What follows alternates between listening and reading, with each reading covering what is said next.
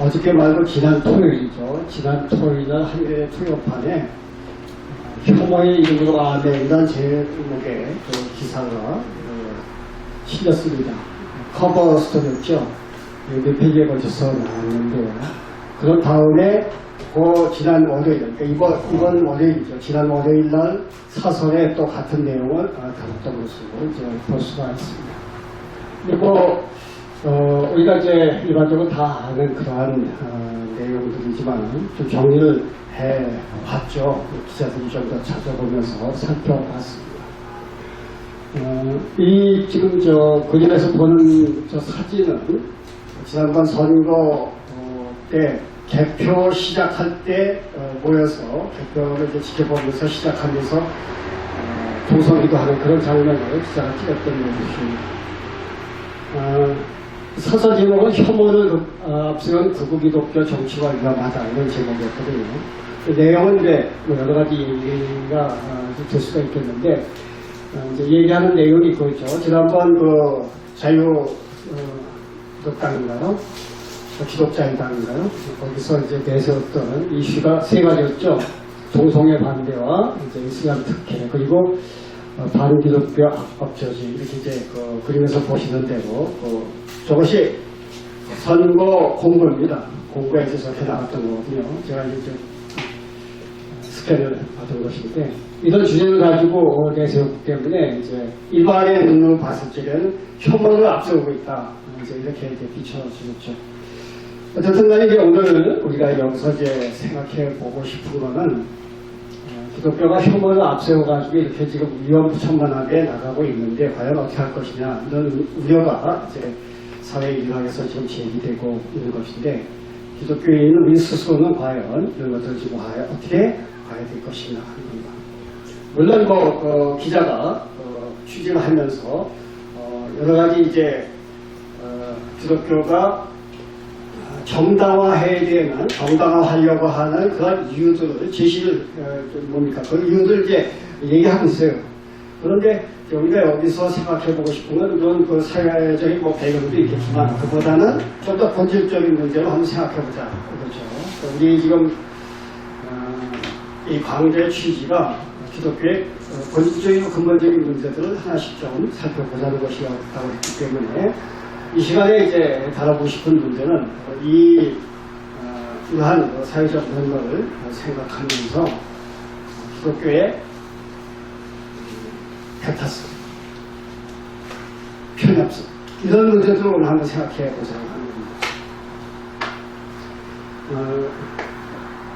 기독교 이후에 그러니까 이제 신학부터 시작해가지고 서양으로 이렇게 넘어간 그 시대를 생각한다면 기독교가 좀 편협해질 수 있다 이렇게 문화적으로 편협해질 수 있다 이렇게 말할 수도 있을 텐데 기독교가 구약 성경을 경전으로 받아들이기 있기 때문에 적어도 구약 성경 안에 들어있는 문화 그것들은 맞아요 어쩔 수 없이 받아들이지 않으면 안 된다고 하는 거죠.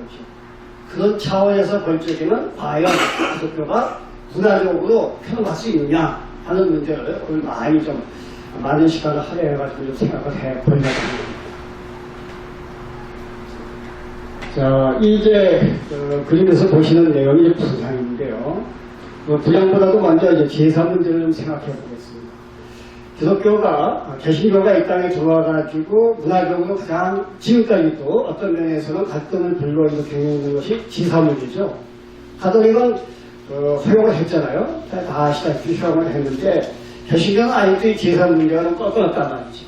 근데 훨씬 오래 전에는 상당히 문제가 돼가지고 오히려 이 문제 때문에 기독교가 핍박을 받는 그런 일까지 있었던 것은 교사를 통해서 여러분들이 아마 아실 겁니다. 제사 문제죠. 제사라고 하는 것이 이제 기독교 개신교에서는 말하자면 우상숭배로 받아들였던 것이죠. 또 오늘날도 과연 이 제사를 우상숭배로 볼 것이냐 하는 데는 좀 의문이 있다 하는 겁니다.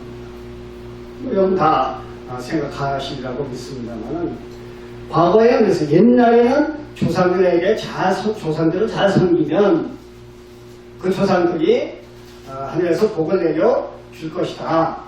뭐 이렇게 믿었던 일들이 있죠. 실제로 그렇습니다. 그런 면에서 조상 제사가 우상숭배다 뭐 이렇게 볼 수도 있을 거예요. 그러나 오늘날 와서 과연 그렇게 생각하는 사람들이 몇 사람이 있었는지 그건 의문스럽단 말이죠. 더군다나 제사 자체가 가지고 있는 순기능이 있거든요. 말하자면 윗대로부터 내려오는 좋은 전통들을 이어받자, 좋은 것들을 살려내자고 하는 그런 면모들이 있어요. 그리고 일가 친척들이 모여가지고 우애를 가지자고 하는 이런 순리들이 있습니다. 그렇기 때문에 과연 오늘날까지도 이 제사라고 하면서 과연 죄악시해야 되느냐 이런 문제가 있는 거죠. 그러니까 그렇게까지 해야 될 이유는 없지 않느냐 이런 생각입니다. 여러분도 뭐 되게 그렇게 생각하시려고 했습니다. 이제 여기서 현상적으로 드러나는 것 가운데 하나가 저하고 향 피우는 문제입니다. 근데 저는 남들도 향을 생각해 보겠습니다. 향. 그림에서 보시다시피 지금 향 피우는 모습은 제사 때 향 피우는 모습이 있죠. 근데 그건 말고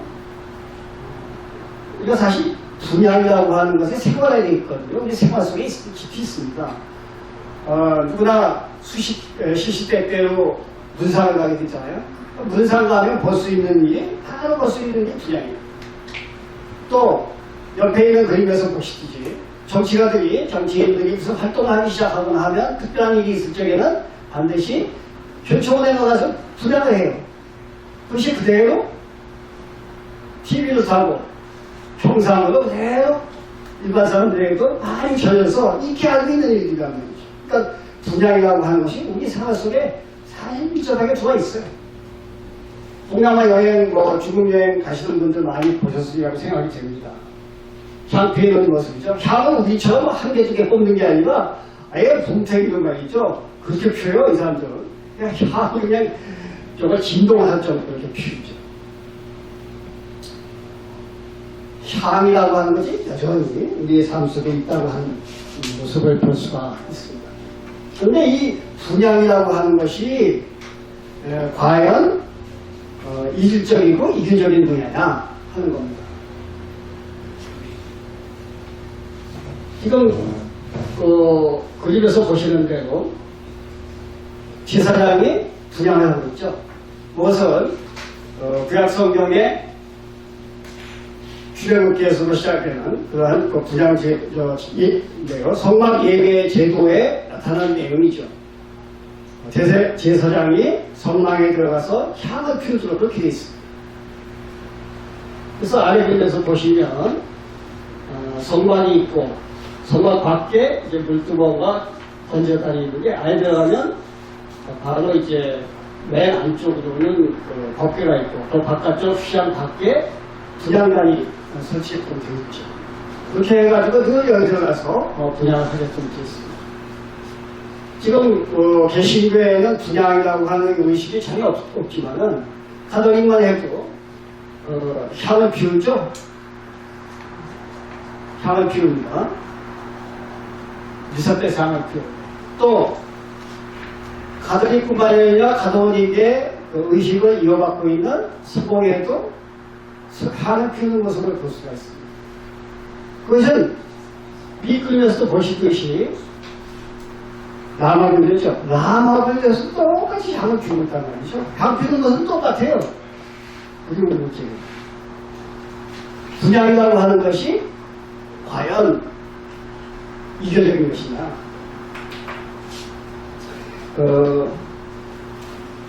성경에 이제 말씀드렸던 성막제도, 예배제도를 이렇게 볼 것 같으면 올라라고 하는 것이 있어요. 올라는 분양에도 해당되고 번제에도 해당됩니다. 번제, 분양 다 향을 올리는 것을 양쪽 다 가리켜서 올라라고 하는 표현이 있습니다. 올라. 그 올라는 향을 피워서 하나님께로 올려가지고 하나님이 그 좋은 냄새를 맡으시도록 하는 것이 가장 큰 목표예요. 향을 핀다고 하는 의미가 이 성경에 보면 나와 있는데요. 이사야서 지금 여기 쪽수가 표시가 안 되어 있군요. 두 번째 쪽에 중간 아래쪽에 보시면 이사야 1장 13절에 있는 그 성도를 적어놨습니다. 한번 읽어볼까요? 어떤 재물을 다시 가져오지 말라. 분양은 내가 가증 여기는 바요. 월삭과 안식일과 대회로 모이는 것도 그러하니 성이나 올라 악을 행하는 것을 내가 견지지 못하겠다. 역설적으로 표현하는 거죠 지금. 향 피우고 음식하는 것들은 아주 지겹다, 싫다. 왜냐하면 악을 행하기 때문이다. 그거 대주되는 겁니다. 말하자면 악을 행하는 것을 분양하고 예배드리는 모든 면과 반대되는 거죠. 그러니까 역으로 말하면 분양이라고 하는 것은 악을 행하지 않는 것, 뒤집어서 말하면 선을 행하는 것이라고 그렇게 표현할 수 있는 그런 내용이 되겠죠. 그러니까 분양이라고 하는 것은 좋은 향기를 위로 올린다고 하는 의미가 결국은 좋은 일들, 아름다운 일들을 가지고 하나님께 결국 올려드린다고 하는 그런 의미거든요. 이게 제사라고 하는 상징적인 표현이 이제 나타나 보여지게 됐다고 하는 겁니다. 그렇기 때문에 이거 분양, 일반적으로 지금 사회에서 아까 말씀드렸다시피 문사가 언제든지 쉽게 볼 수 있는 그런 일들이 결국은 단순하게 그걸로 그치는 게 아니라고 하는 거죠. 이런 일들을 우리가 조금 더 깊이 생각을 해야 보면은 거기 지금 중1에 신비가 스펠레버리의 얘기를 적어놨습니다. 사람이 죽으면 천사가 온다고 그러죠. 그럼 천사가 오기 때문에 말하자면 시신에서 향내가 피우게끔 된다는 거예요. 본래 향내는 말하자면 천사의 냄새죠. 천사한테서는 안 냄새인데 천사가 와 있으니까 시신에서 향내가 마치 나는 것처럼 그렇게 느껴진다. 이러한 고대적인 관념들을 가지고 있었기 때문에 그것이 점점 되어가지고 오늘날까지도 사람이 죽으면 향을 피운다 하는 그런 이제 풍습이 관습이 되어 있어요. 그렇기 때문에 우리가 향, 이것을 이질적인 문화다 이렇게만 볼 것이 아니라 그 의미를 찾고 그것이 어디서 내려왔는지를 생각해 보는 일이 필요하다는 것입니다. 그런 의미에서 말하자면 문화적인 다양성을 생각할 수밖에 없게 될 거라고 하는 그런 말씀입니다. 재계 혹은 정답 이런 문제도 두 번째로 생각해요. 지금 저쪽 그림에서 보시는 대로 장독대에 정화석을 꺼놓고 어머니인지 할머니인지 빌고 있는 모습이죠.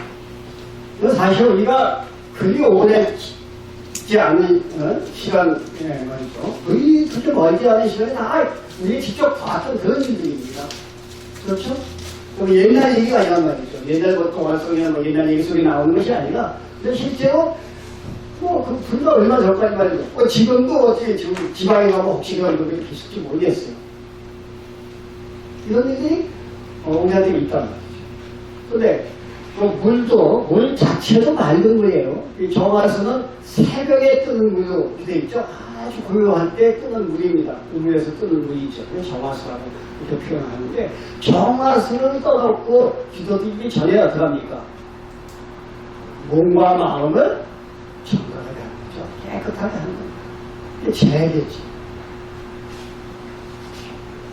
우리의 그 재계는 개별적으로, 저런 식으로 개별적으로 이루어지지 집단적으로는 잘 이루어지지 않죠. 그러나 아래쪽 그림에서 보시듯이 이거 지금 인도거든요. 인도에서는 1년에 몇 번씩 아예 집단적으로 모든 사람들이 거룩한 강이 있죠. 성수에 가가지고 집단적으로 몸을 씻는 그런 순례가 있어요. 이건 겐지스 강입니다.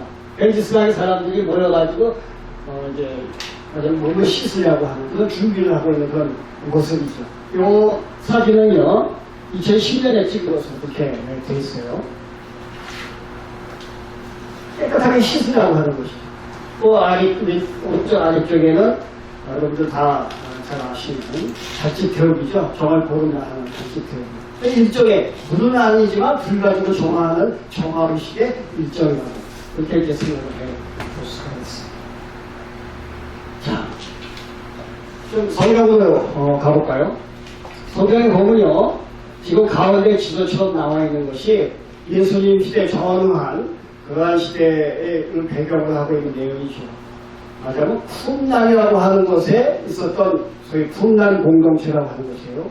SN이라고 하는 이들이 모여서 주로 모든 정결하게 하는 예식을 중시했던 그런 일파죠.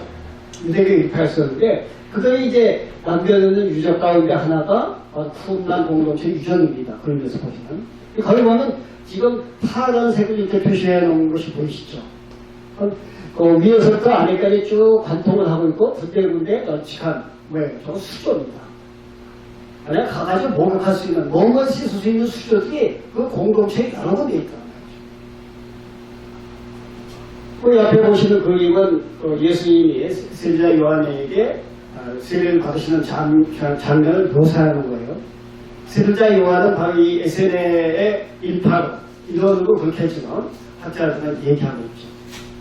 사실 예수님이 받으신 것은 침례예요. 형식적으로 침례입니다. 몸을 많이 무속에 담근 거죠. 우리는 세례를 보지만 이제 그것을 지금도 방법적으로 고수하는 그런 사람들이 있죠. 어쨌거나 씻는다고 하는 게 굉장히 중시되었던 모습을 알 수가 있습니다.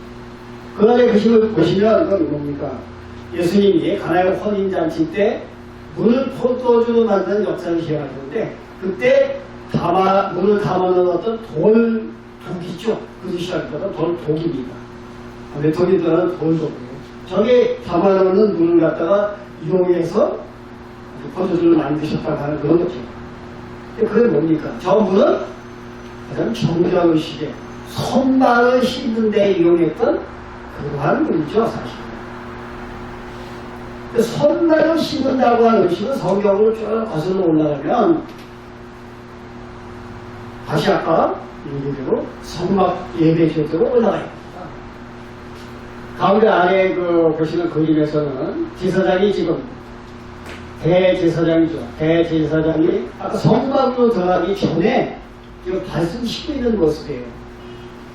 성경은 뭐라고 지금 주장을 하고 있느냐면 하나님과 만나는 성막에 들어가기 전에 회막이죠. 회막에 들어가기 전에 손발을 씻지 않으면 죽는다. 그러니까 손발을 씻어라. 죽지 않으려면 손발을 씻어라. 반드시 이제 손발을 씻게끔 되어 있어요. 그래서 제사장들은 대대로 손발 씻고 마지막 하나님 만나러 가는 거죠. 그것을 이제 묘사해 놓은 것인데요. 그것이 지금도 지켜지고 있어요.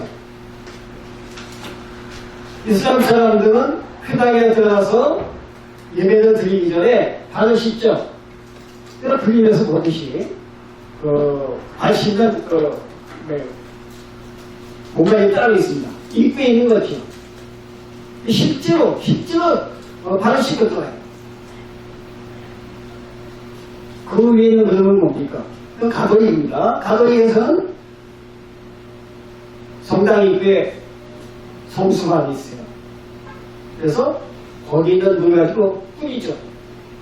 뿌리면 그것이 깨끗해졌다. 이렇게 인정하는 거죠. 그러니까 말하자면 예배당에 들어가기 전에 하나님을 만나기로 들어가기 전에 몸을 깨끗이 하는 혹은 손발을 깨끗이 씻는다고 하는 성경의 규정이 이렇게까지 해가지고 오늘날까지 지금 실제로 실행되고 있는 겁니다. 단지 형태가 약간 다른 거죠.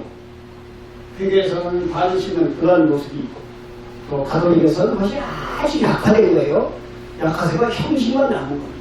어쨌거나 중요한 것은 씻으라고 하는 그런 모습을 그대로 가지고 있다고 하는 거죠. 종교의식이 결코 씻는다고 하는 것이 재계나 정결이 모두 이교적인 문화하고 치부할 수는 없는이라고 합니다.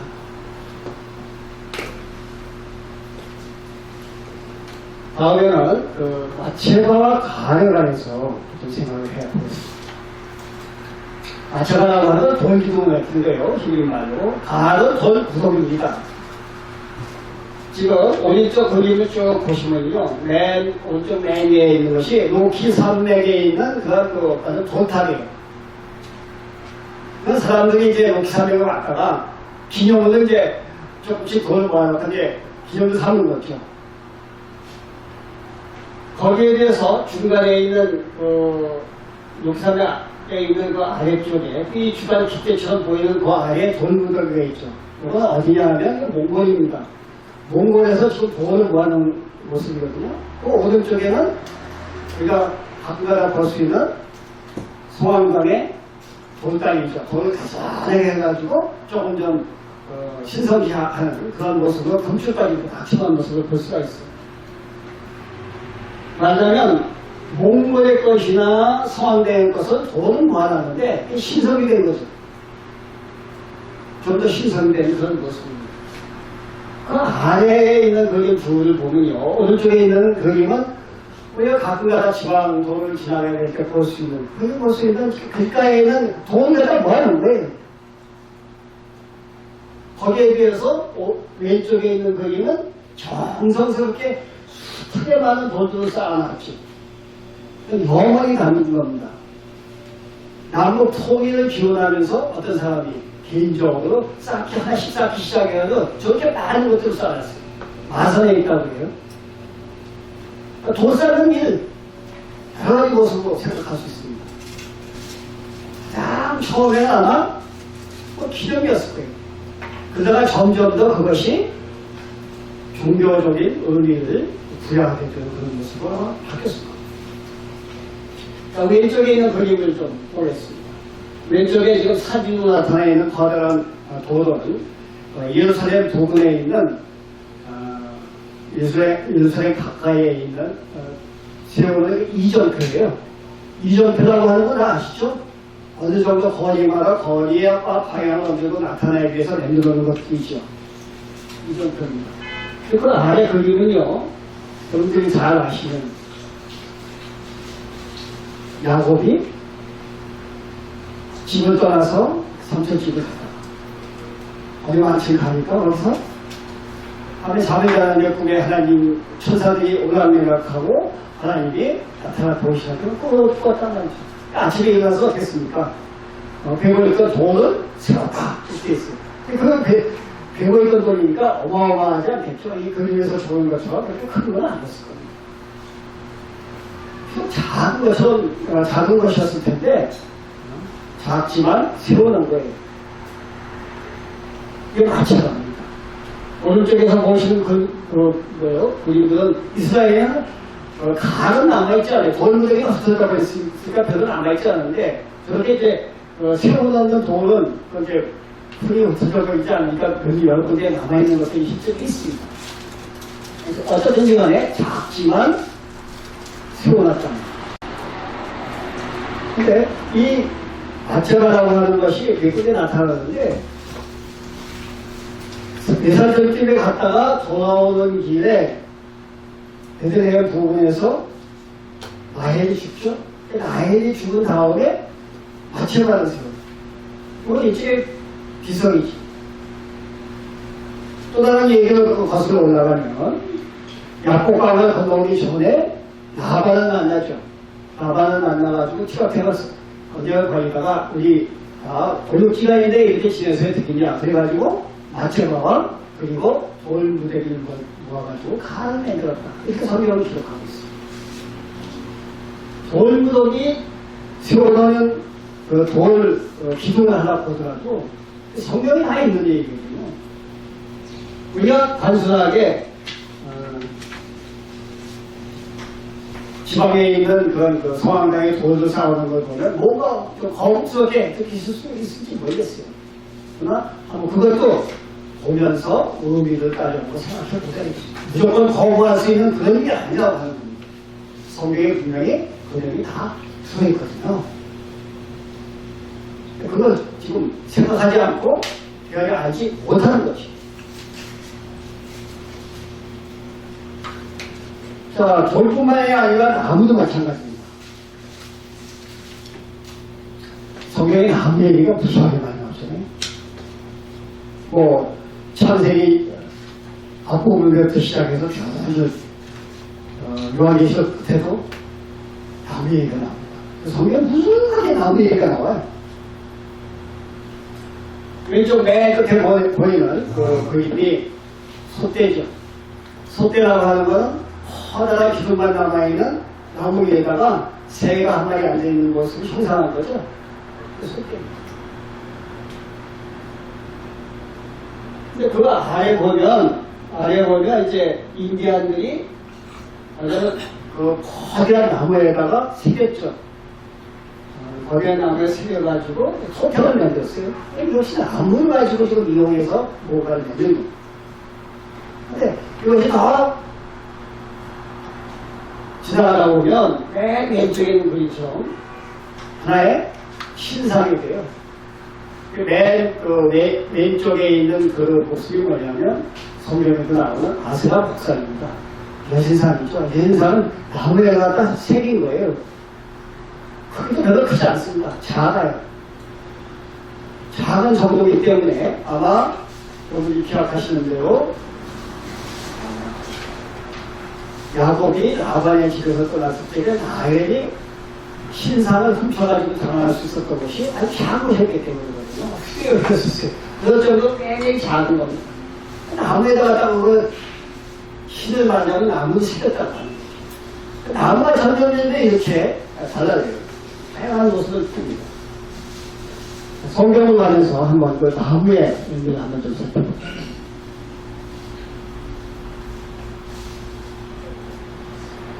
오른쪽 아래에 있는 그림을 보시면 저거는 성경에 보시는 아브라함이 마므레에 있는데 마므레라고 하는 곳에 굉장히 큰 나무가 있었던 것 같습니다. 그곳에 하나님이 나타났어요.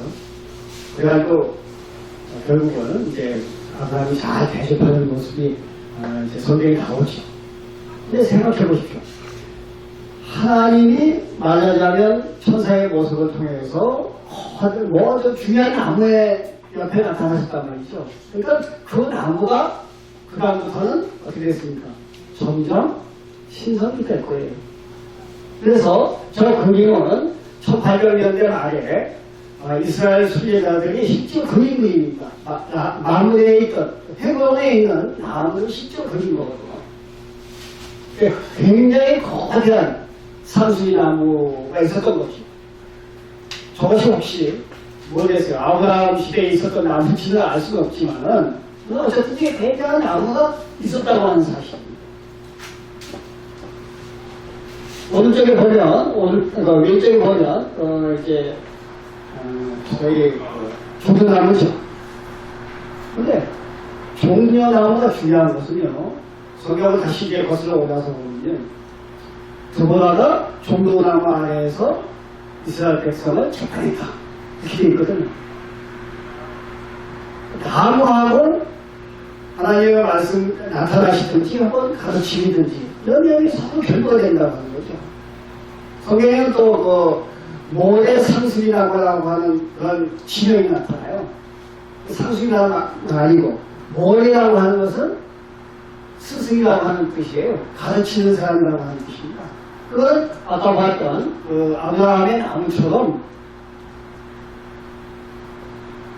어떤 고명한 스승이 그 나무에 와가지고 다른 이스라엘 백성을 가르친 거예요. 그러니까 그렇게 되다 보니까 그 나무가 점점 유명해져가지고 하나의 지명이 됐다는 거죠. 여기서 그냥 나무의 의미를 생각해 볼 수가 있습니다. 나무라고 하는 거죠. 나무라고 하는 것은 이제 생태를 한번 생각해 보십시오. 지금 이 방아에도 나뭇잎이 있고 창밖으로 나뭇잎이 보이시죠?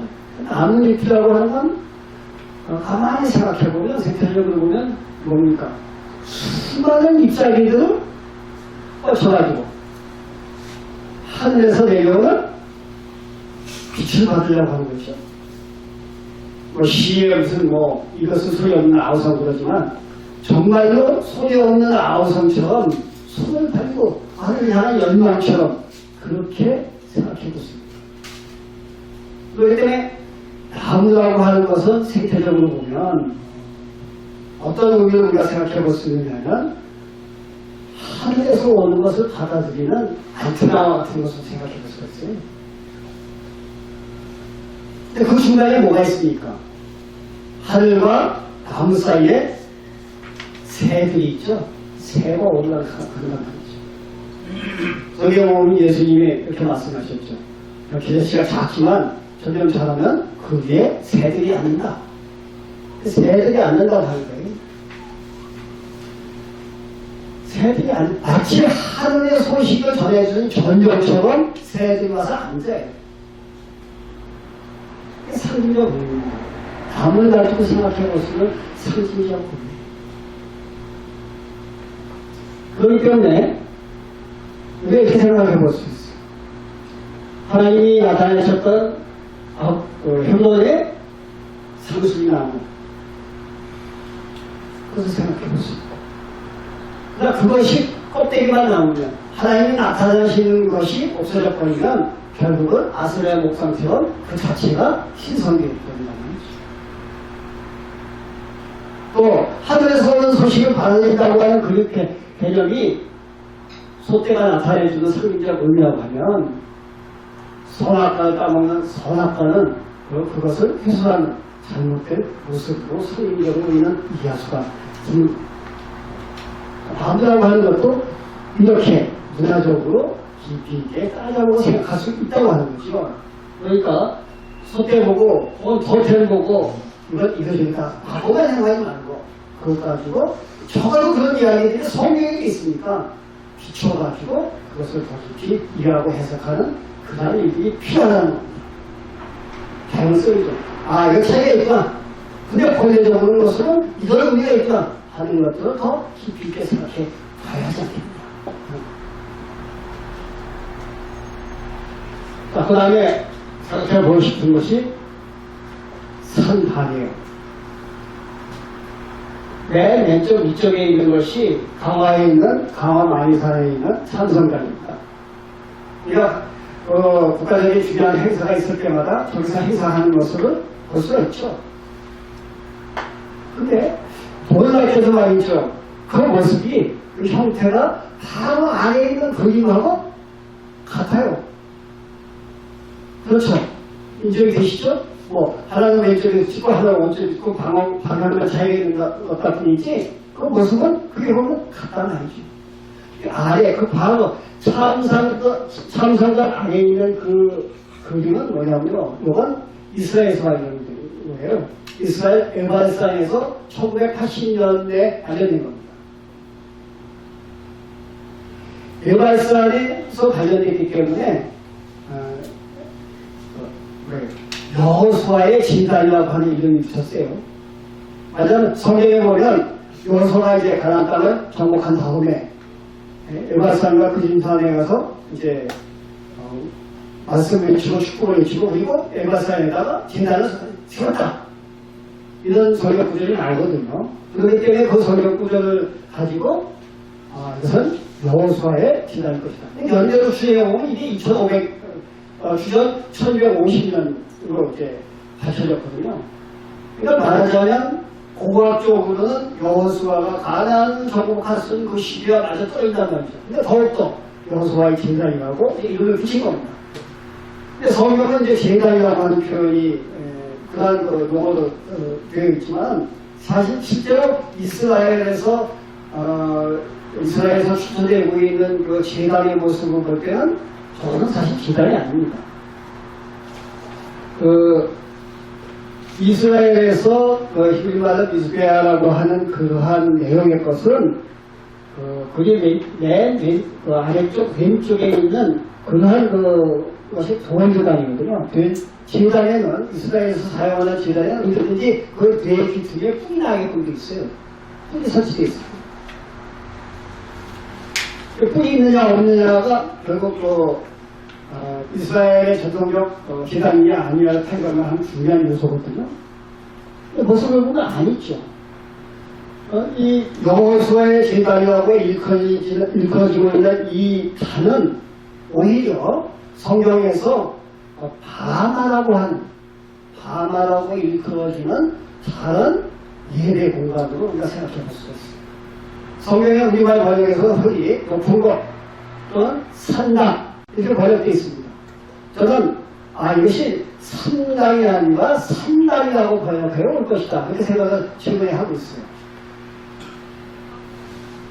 맞아요. 여호수아의 진단이 뭘 드리는 제단이라기보다는 산당이죠. 단응이 이루어졌다고 하는 겁니다. 지의 형태가 아니라 단의 형태가 나는 거죠. 오른쪽에 있는 그림들을 한번 보시겠습니다. 오른쪽 맨 아래에 있는 가장 오른쪽 맨 아래에 있는 그림이 2000년 주전 2000년대 한 100년 정도 아마 추정이 될 거예요. 21세기로 이제 추정이 될 수 있는 그러한 예배 공간인데 가장 지그라타고 하는 것이죠. 수메르 왕이 하늘의 신 남나미에서 축제했던 말하자면 예배 터입니다. 보면은 산단으로 되어 있어요. 가로선을 높이는 오에서 제가 했습니다만 한 30m 높이가 되는 그러한 건축물이에요. 그 위에 보시면 그것을 그림을 이렇게 해놓은 것인데 그 위에 맨 위에 파란색으로 이게 집 같은 형태가 이렇게 되어 있는 것을 볼 수가 있죠. 거기에 집이 있었는지 없는지 정확하지 않습니다. 맨 위에 맞아요. 그냥 단만 있었던 것인지 거기에 집의 형태가 더 있었던 것인지는 알지 못해요. 왜냐하면 이게 지금 남아있는 유적을 봤을 적에 있을 수도 있고 아닐 수도 있다고 하는 생각을 이제 가진 겁니다. 저는 아마 그것이 그냥 단의 형태로만 존재하지 않았을까 이렇게 짐작을 해요. 근데 훨씬 후대, 적어도 1000년 이상, 1500년 정도 후대인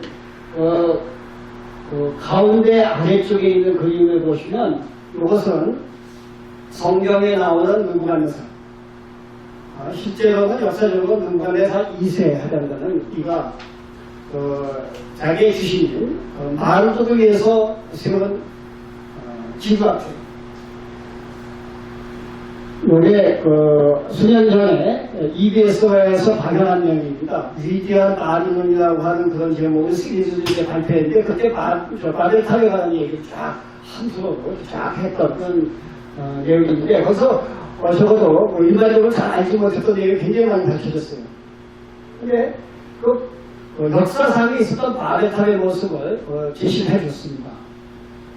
하늘선 높이가 전부 91m가 된다고 이렇게 표현했고요. 모든 식당인데 식당에 있는 맨 위에 신전이 있었다고, 신당이 있었다고 그렇게 이제 보여주고 있습니다. 받는 거죠. 그러니까 말하자면 적어도 상당히 고대에는 예배처가 다른 형태로 되어 있었는데 나중에 가서 꼭대기에다가 집이 형태의 그 신당, 신전을 만들었다. 이렇게 생각해 볼 수 있는 거예요. 그래서 이것이 오른쪽 제일 꼭대기에 있는 파르테논 신전의 모습을 가지게 됩니다. 파르테논 신전은 본래 평평한 높은 단 위에다가, 높은 산 위에다가 원래 심지인 거예요. 그런 형태이죠. 중간에 말씀드리지 않았던 중간에 있는 것을 보면 가장 오래된 겁니다. 중국이라고 표현해 줄지 모르겠어요. 홍산 문화라고 하는 것이 뭡니까? 만리장성 바깥쪽이죠. 만리장성 바깥쪽에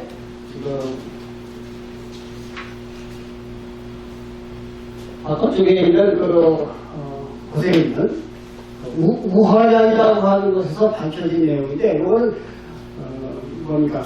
터만 있고 이제 재구성을 한 거죠. 일렀을 것이라고 재구성을 하는데 대체로 한 3단계는 규모가 좀 비교적 넓은 이런 모습의 진천단이 있었던 것을 그렇게 생각을 하는 겁니다. 이 재구성을 한 것인데 연대로 따지면 4000년대에서 한 3500년, 4500년에서 한 3000년대까지 굉장히 위로 거슬러 올라갈 수 있는 그런 연대를 가지고 있어요. 그러니까 결국 이 지금 보시는 이 단근에서 가장 오래된 형태가 바로 저런 모습이에요. 근데 지금 홍산문화가 가지고 있는 그 지역은 가장 번판이거든요. 평원이에요. 평원인데 그게 높지 않아요. 우리의 지금도 가지고 있는 사직단도 평지인데 그냥 높지 않은 산을 먼저 놨거든요. 문화적 다양성입니다. 그러니까 우리가 여기서 이제 생각해 봐야 할 것은 실제로 있는 세계의 공통성, 그러니까 세계가 가지고 공통성 보십시오. 여호수아의 제단, 여호수아의 제단이 아니고 그건 이제 장수한 거니까요. 우선 참성당에 있는 저기 만사에 있는 참성당, 그건 실제죠. 그 다음에 왼쪽에서 보이는 우르의 지구같은,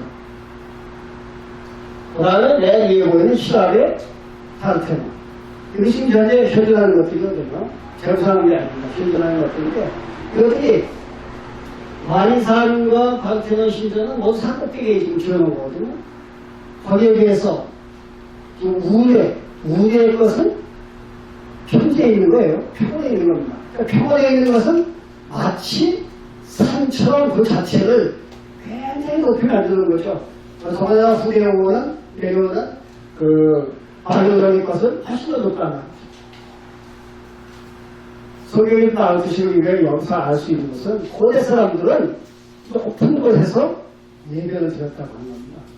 높은 곳에 예배를 드렸어요. 높은 데 가서 예배를 드렸다고 하는 것은 과연 우리가 문화적으로, 신앙적으로 어떤 의미를 추적해낼 수 있는가 하는 생각을 가지고 있을 것입니다. 높다고 하는 것은 하늘에 가까운 것이죠. 결국 지상에서는 산이 제일 높은 거예요. 산도 가는 겁니다. 가장 높은 데 가서 하나님께 예배를 올려요. 그것은 하늘을 향해서, 하나님이 계시는 하늘을 향해서 올라가는, 하늘을 지향해 가는 지향성을 말하자면 이 예배 공간이 말해준다고 하는 겁니다. 이게 높은 데서 예배 드리는 종교적인 의미예요.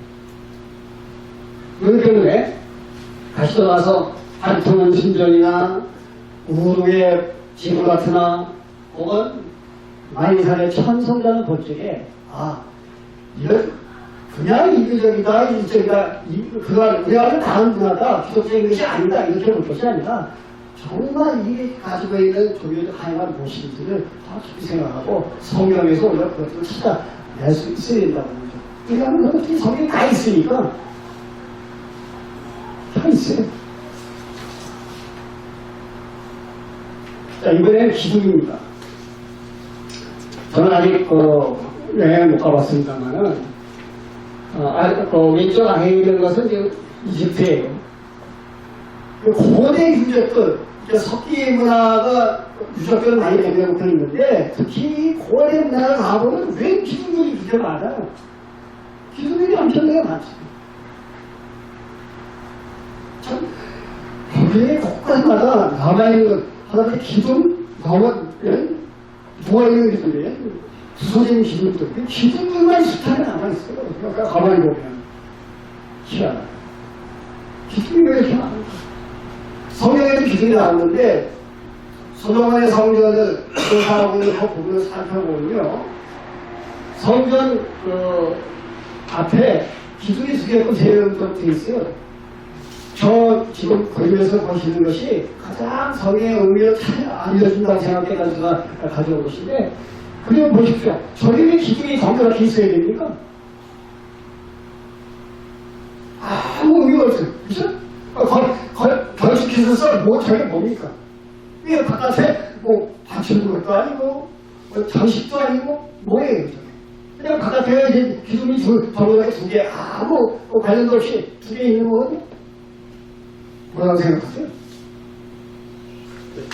성경에도 지금 그게 있다니까. 성경에도 기둥이 있어요. 그냥 뭘까?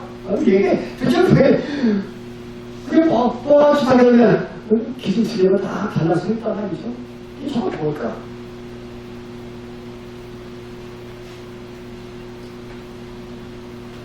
그 문제를 좀 더 고대인의 세계관 속에 들어가면서 한번 좀 이해해 볼 수 있을 거라고 생각됩니다.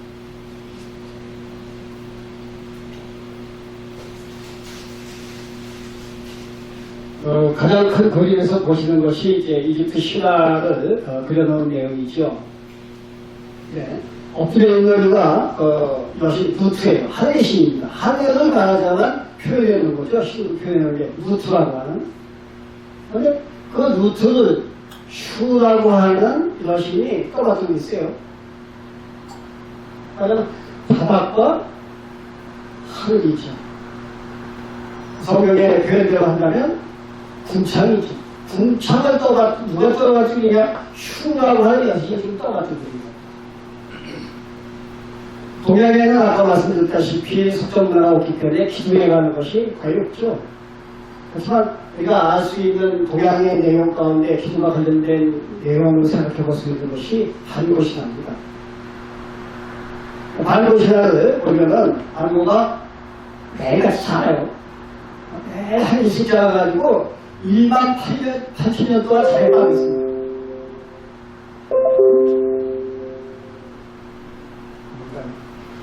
만 8천년 동안 반고가 자라요.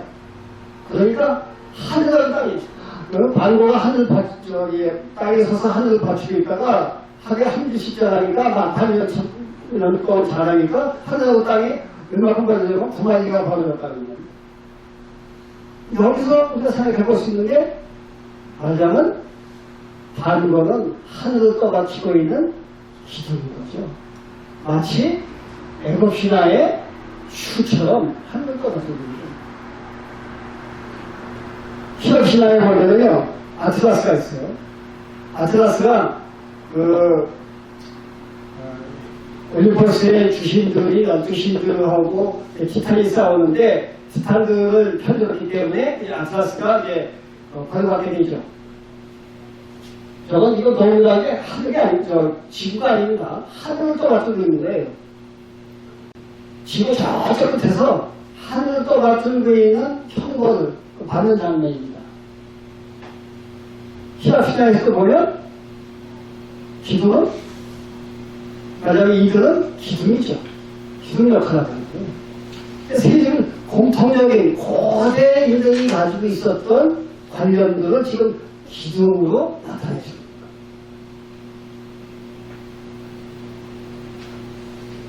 성경에도 나와 있고 유다적으로 있고 동양에서도 한 것을 볼 수가 있는 거죠. 공통적인 내용과 다양한 것들이 섞여 있습니다. 자, 이 문화적인 공통성 가운데 마지막으로 이제 언어를 좀 생각해 보겠습니다.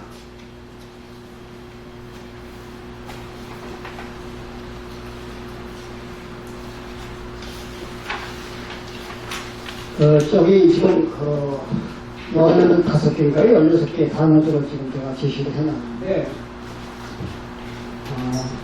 수년 동안 공간을 살펴보면서 이좀 한자에 많아야 되겠다 싶었는데 오늘 원고를 준비하면서 어떻게 가르치면서 처음으로 한번 시도를 해봤습니다. 여기 지금 세 개의 언어권에 속한 말들을 좀 제시했어요.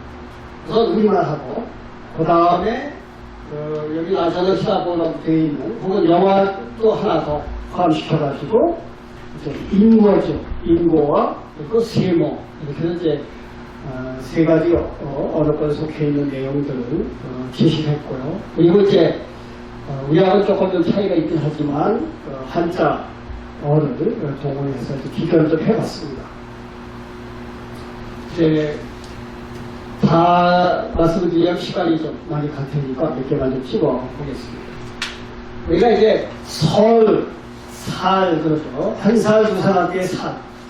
또, 1년마다 돌아오는 설. 설이 무슨 뜻입니까? 한 살, 두 살한테 살이 어디서 온 거예요? 그 라틴의 소하고 관계가 있습니다. 소울. 소울이 태양이거든요. 해. 근데, 설, 살은 소라고 관계가 있고, 히브리어에 나오는 게 쉐메시가 돼요. 영어로 게 썸머하고도 관계가 있습니다. 근데 해라고 하는 말과 소리라고 하는 말이 다 의미는 같은데 어떻게 어느 시점에서 달라진 겁니다. 해라고 하는 우리말은 히라보의 헬리오스라고 하는 말과 관련됩니다. 그러니까 히라보와 라틴어가 어느 시대에 이렇게 달라진 거예요. 히읗과 히읗은 언어학적으로 보면 이게 배운된다 하고 치환된다 이렇게 표현이 되어 있어요. 왔다 갔다 하는 거지. 그래서 우리가 아까 보셨던 힌두, 감에서 목욕하던 그 힌두를 했을 때 힌두라고 하는 건 세관적 표현이고요. 자기들은 뭐라고 표현하고 발음이 힌두 나와요. 힌두가 아니라 힌두입니다. 그걸 같죠. 제가 발음할 때 비슷하게 들리죠. 왔다 갔다 해요. 그러니까 시옷과 히읗은 왔다 갔다 하는 겁니다. 그렇기 때문에 소리나 헬리오스의 해는 많이 좀 바뀐 거지만은 결국은 어머니 같다고 하는 생각을 가져볼 수 있습니다. 우리가 엄마, 어머니 할 때 뭐 마더라고 하는 마떼라고 하는 말과 힐링말의 M 그러니까 미음과 관련이 되죠. 미음이 가장 핵심적인 요소입니다. 거기에서 비해서 아빠, 아버지는 비읍이나 피읍 둘 다 입술 소리예요. 조금 이따 생각해 보겠습니다만은 이것들이 가장 기본적인 어휘들이거든요. 그러니까 하나, 둘, 셋 다 공통적인 언어들입니다. 단어들이 거의 비슷해요. 그러니까 라틴어는 우누스라고 하는데 히라보어는 히스가 됩니다. 하나, 그러니까 하고 하나라고 하는 목구멍에 나오는 기임이 있느냐 없느냐에 달라지는 거죠. 둘은 거의 같죠? 두어. 셋이 트레스가 됐는데, 이것도 아까 보셨듯이 손 왔다 갔다 하는 겁니다. 만약 이런 식으로 이제 언어가 공통성을 가지고 있다고 하는 것을 생각해 볼 수 있는 거죠. 자, 불이라고 하는 거 생각해 볼까요? 라틴어는 전혀 관계가 없어요, 불하고. 이그니스나 플람마라고 하는 말이 좀 전혀 관계가 없는데, 그건 히라보하고 상당히 관련이 있어요. 히라보의 불을 뜻하는 단어는 뭐냐면 피거든요. 영어의 파이어나 다 어원이 같다고 생각해 볼 수가 있습니다. 어원이 같다고 생각해 볼 수가 있는데요. 비읍이나 피읍이나 다 입술 소리잖아요. 또 왔다 갔다 하는 겁니다. 그 다음에 모으는 건 자주 왔다 갔다 할 수 있어요. 근데 자음은 거의 바뀌지 않습니다. 리을하고 N하고 R 이것은 거의 하나로 취급할 수가 있죠. 또 불과 그 다음에 파이어나 필드나 이런 것들이 다 공통적인 언어라고 하는 생각을 이제 가지고 있다고 합니다. 한자로 보면요, 아까 그 분양이라고 하는 분이나 태운다고 하는 번 거의 어느 정도는 상관이 있는 단어들로 글자들로 그렇게 생각이 될 수가 있어요. 그 다음에 몇 개의 이제 우리 기본적인 동사를 생각해 보면요, 오늘다. 라틴어는 오리 오는데 이것이 영어로 하면 오리엔트나 오리진, 오리나 하는 이런 말들이 오르하고 다 같은 오늘 같은 거죠. 우리가 이슬람의 신명은 알라라고 이렇게 알고 있잖아요. 알라라고 하는 그 신의 이름이 위라고 하는 알이나 또 올라간다고 하는 글쎄 아까 분양 말씀드렸습니다만 올라가고 하는 것이 있죠. 이거 분양을 올라간다고 했죠. 오르죠. 오르 다 이게 오리 같은 거예요. 구르다고 하는 말에 꾸르 라틴어 꾸르는 이제 영어로 가면 커런트리, 커리큘럼이 이렇게 이제 퍼져나가지만 이게 히브리 말에서는 길가하고 관련이 있습니다. 길가라고 하는 지명 아시죠? 굴러간다고 하는 말이 히브리 말로 갈락이거든요. 갈락이. 우리말 구르다는 조금 더 고음으로 가게 되면 이을 이렇게 돼 있어요. 우리가 이제 을을 하나만 사용을 하지만 말하자면 굴르다 이렇게 표현이 이제 사투리식으로 그렇게 들리는 것을 보이죠. 굴르다. 사실 그게 더 오해에 가까운 말이라고 생각할 수가 있습니다. 근데 이제 리을을 하나 탈락시킨 거죠. 복잡하니까 이제 뼈내고 이거 그냥 굴르다 이렇게 반응을 하지만 기억이나 시을이나 거기에 리을이 더 붙은 그런 형태가 부분론 등등 해가지고요 여러 가지 이제 말씀을 드릴 수가 있는데 하나 마지막으로 가다를 좀 생각해 보겠습니다. 가다라고 하는 말이 라틴어는 에오동사로 이렇게 되어 있지만은 히브리어에서는 나그네 객이라고 하는 구나 개 관련이 있죠. 영어의 고 그래서 같은 어원을 생각해 볼 수가 있고요. 그리고 한자만 보면 한자에서는 거나 개 다 하나의 어원에서 나온 것이다 이런 생각을 가지고 있을 거야. 이런 겁니다. 좀 여담을 말씀드리면 제가 한 10여 년 전서부터 저희 선생님하고 소위 바벨탑 이전에 성경이 바벨탑 때문에 사람이 흩어졌다 그러는데 그 시대 이전에는 공통적인 언어가 썼을 것이다 이렇게 생각을 해볼 수가 있는데 그런 언어를 찾아보자. 그래서 이제 열심히 찾았는데 제가 지금 정리하는 건 이 정도예요. 상당히 꼼꼼히 찾아보면 더 많이 있을 수가 있죠. 선생님 저보다 훨씬 더 많은 내용을 지금 더 찾아보셨어요. 어쨌든 간에 어느 정도는 보여줘도 전 세계적인 공통적인 내용들이 있다 하는 것을 우리가 생각해서 볼 수 있다고 하는 거죠. 언어학에서는 지금 이걸 인정하지 않습니다.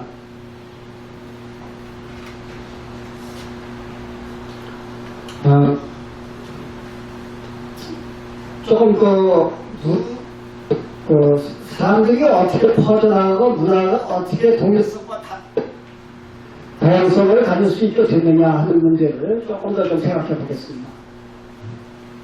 여기 보시는 내용은 이제 순간 가설이라고 하는 걸 말씀드리기 위해서 그림을 이제 정리해 봤던 것인데, 사진에서 보는 저 인물은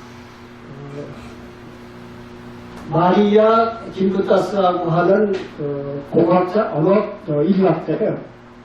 근데 여신을 연구했던 여신의 언어라고 하는 책이 우리나라에서 최근에 이제 번역됐어요. 상경 오디오 책인데 최근에 번역이 됐습니다. 근데 우리한테 이제 중요한 거는 이분이 풍요한 가설이라고 하는 것을 1956년에 내놨어요. 고고학적이고 인류학자이기 때문에 그거 뭐를 연구했냐면 지금 무덤을 이제 연구를 했는데요. 위에 가운데 보시는 그림이 푼간입니다. 푼간이라고 하는 것은 터키어로 무덤이라고 하는 말인데요. 이제 이것이 이분이 이제 푼간 가설을 내놓는 바람에 세계적으로 유명한 이제 단어가 됐죠. 저기 보면 우랄 남부에 있는 주전 4세기경에 있었던 스키타기의 푼간으로 그렇게 이제 알려져 있습니다. 오른쪽에 있는 그림을 보시면 지금 붉은색 화살표들이 이렇게 있는데요. 그게 푼간이 퍼져나간 흔적들을 지금 보여주는 겁니다. 보여줘서 결국 이렇게 장묘, 고대인들이 장묘 재배하고 언어의 관관을 연구해서 장묘 언어를 연결시켜서 연구했어요. 그래서 발표한 것이 푼간 가설이라고 하는 것이거든요.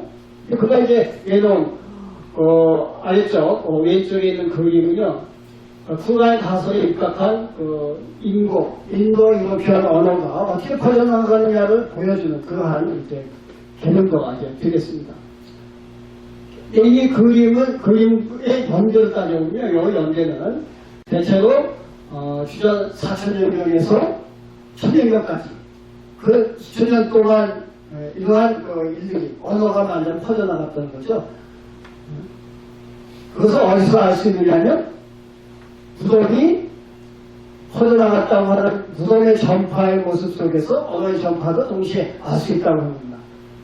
근데 이제 김부타스는 좀 한계가 있어요. 그냥 김부타스가 언학자가 아니니까 김부타스가 봤던 것은 인고에 관계 있고 그 연계도 기껏해야 이제 주전 4,000년대에서 9,000년대까지 2,000년에 불과합니다. 물론 그것 자체도 굉장히 이제 대단한 얘기지만요.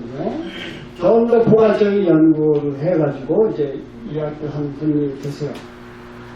우리나라에 이제 박경 박사라고 하는 분인데 그분이 이제 본인만은 162개 언어를 공부했다 이렇게 이제 표현을 했습니다. 그래서 그 전 세계 162개 언어를 공부하면서 언어를 나름 정리해 보니까 언어가 어떤 계통과 어떤 유형이 있다고 하는 것을 파악을 한 겁니다. 그래가지고 이번에 이제 동언어라고 하는 가설, 동언어 가설을 지금 내놓고 있어요. 이분이 그것을 이제 10년 전부터 썼는데 책을 다 써놓고도 아직도 발표를 안 해서 내놓지 않아요. 금년에 지금 금년 초에 소위 열린 언어라고 하는 것을 이제 집필 시작해가지고 한꺼번에 아마 내년 정도는 이제 내놓을 그런 계획이 있으신 것 같습니다. 여러분 말씀드린 그 열린 언어학을 한겨울에 하도 글을 어렵게 써가지고 일반 사람들이 읽을 수가 없어요. 더군다나 언어학 관련된 내용이기 때문에 풀어서 좀 쉽게 쓰지 않으면 안 되거든요. 풀어는 굉장히 풀어 쓴다고 쓰는데도 쉽게 안 되니까 이제 풀어써야 되겠다. 제가 약속을 했습니다. 열린 언어학은 풀고 내면 그 책을 내고 다시 써서 소개를 해드리겠습니다. 약속 제가 지난 토요일날 약속을 했었는데요. 어쨌거나 이분이 얘기하는 것은 동언어라고 하는 건데, 동언어라고 하는 것은 뭐냐면요. 지금 이 구글 지도에서 보시는 저 2번에 그려져 있는 그 위치, 내가 어디냐면 코카서스 지방이거든요. 코카서스 지방에서 사람들이 몇만 년을 그 지역에 살았는데 거기에서 갈라졌다고 하는 겁니다. 언어가 갈라졌는데 마치 아베탑 위에 민족이 퍼지고 언어가 갈라진 것처럼 갈라졌다고 하는 주장이에요. 근데 그게 단순히 거기서 시작된 것이 아니라 두 번에 거쳐서 세 번에 거쳐서 언어가 만나서 갈라져 나가는데 그 언어가 갈라지는 순서는 첫 번에 1번에 해당되는 아프리카에 있던 인류가 아프리카를 떠나서 왔다고 하는 것이죠. 그때 처음으로 만나이 갈라지게, 언어가 갈라지게 됐다고 하는 겁니다. 그렇게 해가지고 적어도 한 10만 년 전에 아프리카 대륙에서 이주를 시작해가지고 적어도 한 6만 년 전까지는 코카서스 지방에서 모여서 수만 년 동안 살게 됐는데 거기서 살았을 적에 사람들이 쓰고 있던 언어가 말하자면 동언어에 해당되는 겁니다. 2차 동언어라고 하는 이름을 붙였어요. 2차 동언어를 쓰고 있었는데 거기서 계속해서 사람들이 이제 퍼져나가가지고 갈라지게 되니까 또 갈라져 나가는 거죠. 그래서 주로 화살표 방향으로 4지역으로 퍼져나가게 되는 것인데 먼저 아프리카 쪽으로 다시 가고 그 다음에 동남아시아 쪽 지금 남태평양 쪽으로 나가는 그런 방향으로 갔고 그리고 바이칼 호수 쪽으로 평원 지역으로 해서 베닝에 거쳐가지고 미주 지역으로 가고 그리고 또 한 지역은 나중에 유럽 쪽으로 갔다고 하는 거거든요. 이렇게 해서 이제 언어가 퍼지게 됐다고 하는 그런 이론인데 그것이 지금 소위 과학적으로 입증이 되고 있어요. DNA 분석을 통해 가지고 인류가 어떻게 지금 퍼져고 나가고 있다고 하는 것이 자체 입증이 되고 있습니다. 그래서 지금 그림을 2개를 지금 보여드리고 있는 것인데 위에 것이나 아래 것이나 거의 내용은 비슷합니다. 그런 내용인데 이제 어떻게 퍼져나가고 있느냐를 좀 더 아래 그림은 상상에 뒤집어서 이제 보여드리고 있는 것이고 위에 것은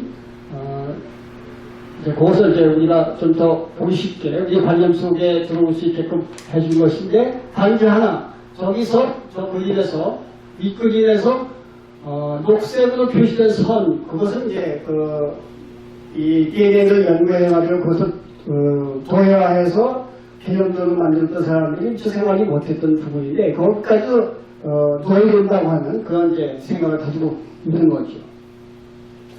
어쨌거나 이 동언어 가설을 통해서 우리가 생각해 볼 수가 있는 것은 이제는 세상 사람들이 인류가 퍼져나갔고 또 퍼져나갔기 때문에 우리가 일반적으로 오랫동안 많이 생각해왔던 인류가 한 형이 아니다 하는 얘기를 과학적으로도 할 수 있게 됐다고 하는 거죠. 그렇기 때문에 문화적으로 차이는 물론 있지만 그래서 다양성이 생기지만 동시에 공통성도 있다고 하는 것이 그 출발이 어디냐를 분명하게 얘기할 수 있게 됐다고 하는 겁니다. 앞으로는 점점 더 그 사실을 받아들이지 않으면 안 되는 거죠. 그렇기 때문에 돌아와서 기독교가 편협성과 배타성을 계속 유지해가지고는 안 된다고 하는 얘기입니다. 결국 이 얘기를 지금 해보려고 하는 것이죠. 그러면 좀 더 오늘 우리가 생각해보고자 하는 그 주제인 기독교의 배타성, 편협성, 이거 어디서 왔겠느냐? 조금 좀 더 본질적인 문제로 좀 생각하고 넘어가 보겠습니다. 서두에 그렇게 제가 적었습니다. 기독교인이 가지고 있는 문화적인 편협성과 배타성은 결국 찾아 들어가다 보면 어디까지 가느냐 하면 구원의 편협성이고 배타성이 있는 겁니다. 그걸 한 번 더 깊이 들어가면 하나님에 대한 관념의 편협하고 배타적인 거죠. 그래서 거기까지 들어가면서 이제 생각을 해봐야 될 텐데 우리 시간이 많지 않고 또 거기에 대해서는 깊이 있게 많은 내용을 생각하면 오늘도 복잡해질지 모르기 때문에 좀 간단히 생각을 더 해보면서 마무리 좀 해볼까 합니다. 어디서 구원의 편협성이 왔겠냐? 사람들이 생각하고 있는 구원이라고 하면 크게 두 가지로 나눌 수가 있어요. 하나는 법정적인 구원과 존재론적인 구원입니다. 법정적인 구원이라고 하는 것은 말하자면 법정에서 재판장이 땅땅 두들겨가지고 이렇다 저렇다를 판결해 주듯이 말이죠. 구원도 그런 식으로 이루어진다고 생각하는 거예요. 쉽게 말하면 그겁니다. 그렇게 됐을 때 뭘 생각해야 되느냐? 뭘 생각해야 되느냐? 하나님이 바로 하나님이 마음대로 그냥 판단을 해주는데요. 구원이 이루어질 수 있고 안 이루어질 수 있다고 하는 거예요. 왜냐하면 사람들이 하나님은 인간적으로 생각하거든요. 다 인간적으로 생각해요. 그렇죠? 인간적인 모습을 가지고 하나님한테 다 취업을 시켜가지고 그것까지 다 생각했던다고요. 그러니까 마지막에 구원도 결국 법정에서 사람이 뚝뚝 그것이 옳거나 그르거나 간에 재판장이 판명내용이 거기서 끝난단 말이죠. 그 내용 자체는 관계없어요. 그러다 보니까 그것은 어디 갑니까? 신앙적인 모습 속에서는 사람이 사는 거고 관계없어요. 마지막에 어떻게 판결을 하느냐 거기에 좌우되는 것이지 사람이 어떻게 사느냐 조용히 관계없어진단 말이죠. 오늘 서두에서 말씀드린 거나 우리 강좌를 시작했을 적에 서두에서 말씀드렸던 내용이 다 그거잖아요. 사는 문제 이거는 전혀 관계가 없어지는 겁니다. 거기에 대해서 존재론적인 구원이라고 하는 것은 뭡니까? 결국은 사람이 어떤 존재가 되느냐 하는 거거든요. 다른 말로 하면 사람이 된 데미가 뭐냐 하는 거죠. 그러면 무게의 중심은 사람한테가 있는 거고요. 책임도 거기에 있을 뿐만이 아니라 사람들이 나서부터 생각하고 잘하고 활동하는 모든 것들이 거기에 다 담길 수밖에 없어요.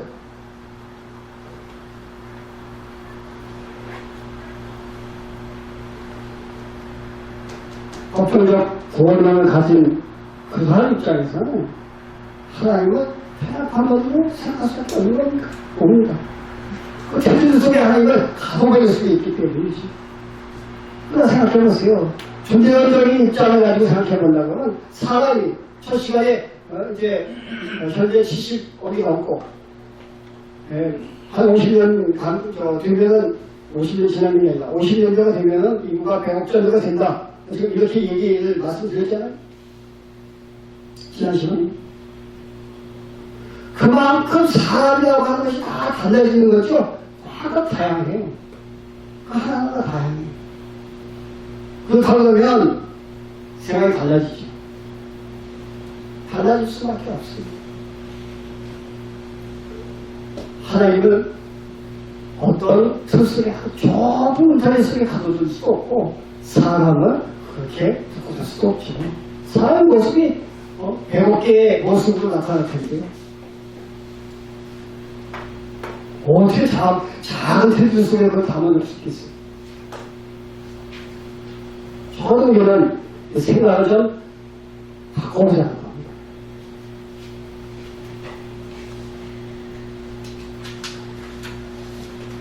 구원의 개방성 문제를 조금 더 생각해 보겠습니다. 계시가 없지만 적어도 가톨릭은요, 영역이라고 하는 개념이 있어요. 기존 죄를 지었지만 가가지고 용서를 받을 수 있다고 하자는 구원의 개방성이 여기 있는 터에 있는 거죠.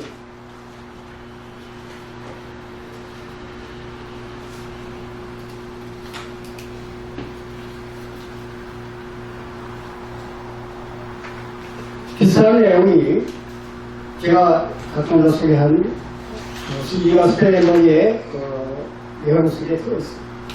그는 사람이 죽으면 저승의 현관인 세계로 다 몰려든다고 그렇게 표현을 합니다. 거기서 일정 기간 교육도 받을 수 있습니다. 교육을 받아가지고 그것을 통해서 구원의 길에 사람은 천상의 세계로 올라갈 수 있는 길이 널리게 되더라고 하는 얘기를 여러 곳에서 적어놓고 있습니다. 그러면요, 그는 또 이슬람 사람들이 하늘나라의 어떤 한 부분을 찾아오니까 그런 얘기도 하고 있고요. 나아가서 이런 얘기까지 하고 있어요. 저도 우리가 지금 가지고 있는 성경이 기록되기 이전에 원래 잃어버린 성경이 있는데, 성경에서는 그것이 영화의 전쟁이나 야생의 책 같은 그런 이름으로 통용되는 그런 내용이라고 하는 거. 그게 말하자면 흔적이라고 하는 그런 얘기를 하고 있습니다. 근데 그가 그러한 잃어버린 성경이 동양에 있다고 하는데, 동양에 와 있다.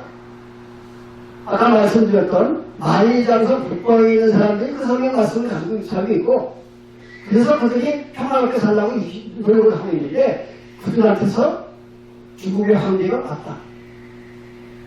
누굴 가르치는 겁니까? 소위 동족을 가르치는 거거든요.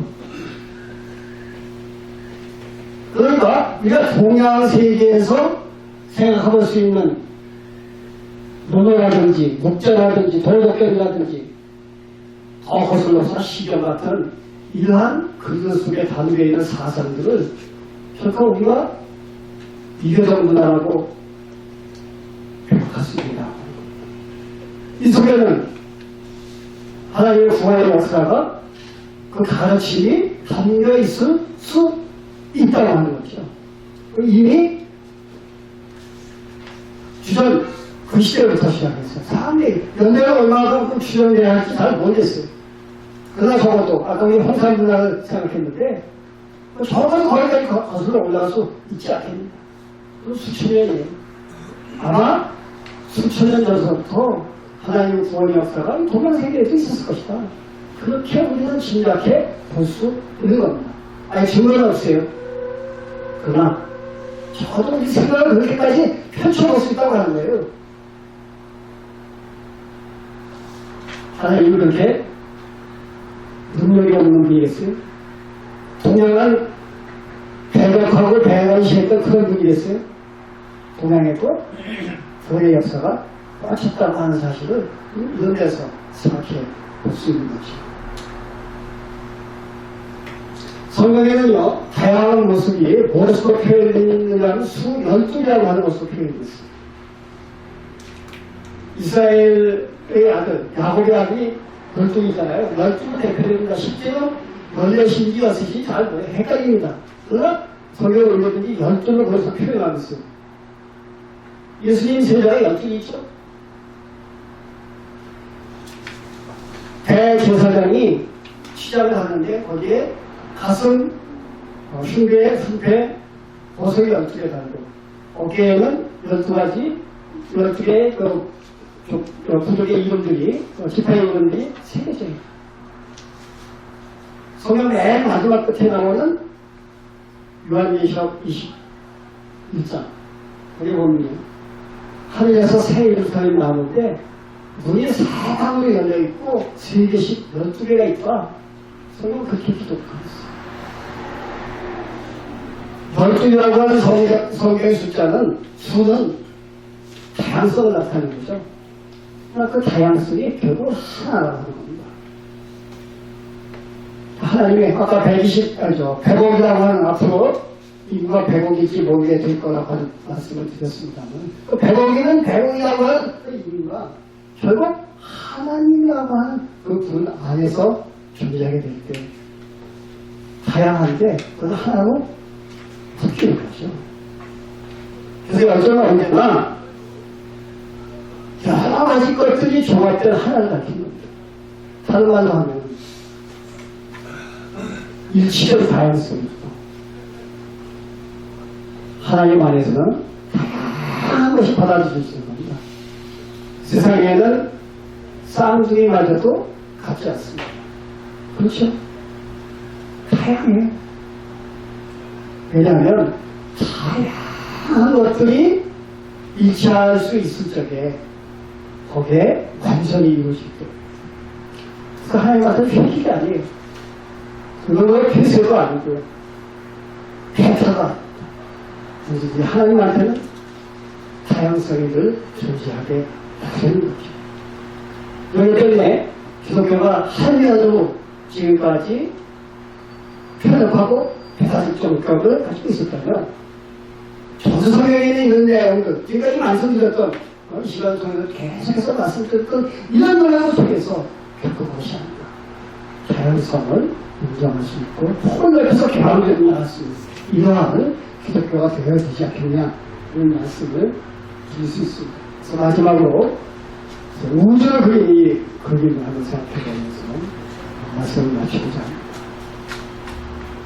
어마어마하게 큰 우주가 있는데 사실 지구, 태양계는 여기에 한 점처럼 한 작은 지구는 하나의 작은 점으로 해야지도 어려울 거고요. 태양계조차도 아주 적은 그러한 부분으로 나타날 수 있다고 하는데 어느 날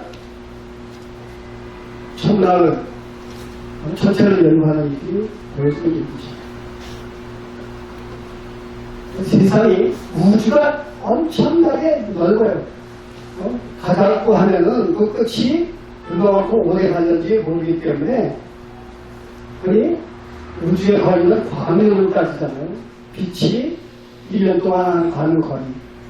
여기 지금 그런 식으로 생각하면 우주의 그 광대 무변이라고 하는 것은 하나님한테만 적용될 수 있는 말이기도 하지만 동시에 우주 자체가 어마어마하게 크다고 하는 것이죠. 그러면 그것을 지으셨다고 고백하는 기독교인들이 하나님의 그 품을 어떻게 생각해야 되냐고 합니다. 그런 정말 한계가 있다고 하는 물질적 우주보다도 더 크신 분이 하나님이라고 하면 그래서 고백하기를 무한하시고 늘 변치하신 분이라고 한다고 하면 기독교인들이 가지고 있어야 할 신앙적 모습이 과연 무엇입니까? 깊이 있게 생각하시면서 우리 신앙적 태도를 다시 한번 갖춰야 할 필요가 있다. 이렇게 생각하면서 오늘 말씀을 살펴보았습니다. 감사합니다.